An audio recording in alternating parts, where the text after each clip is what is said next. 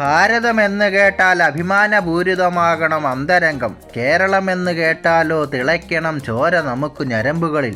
ചരിത്രത്തിലാദ്യമായി രഞ്ജി ട്രോഫി ഫൈനലിൽ കേരളം. സച്ചിൻ ബേബിക്കും ടീമംഗങ്ങൾക്കും അഭിനന്ദനങ്ങൾ. ആവേശകരമായ സെമി ഫൈനലിൻ്റെ 5-ാം ദിവസം കേരളം നേടിയ 2 റൺസിൻ്റെ ലീഡാണ് കേരളത്തെ ഫൈനലിലെത്തിച്ചത്. 74 വർഷത്തെ രഞ്ജി ചരിത്രത്തിൽ ആദ്യമായിട്ടാണ് കേരളം ഫൈനലിൽ കടക്കുന്നത്. ഈ മാസം 26-ന് വിദർഭയ്ക്കെതിരെയാണ് ഫൈനൽ.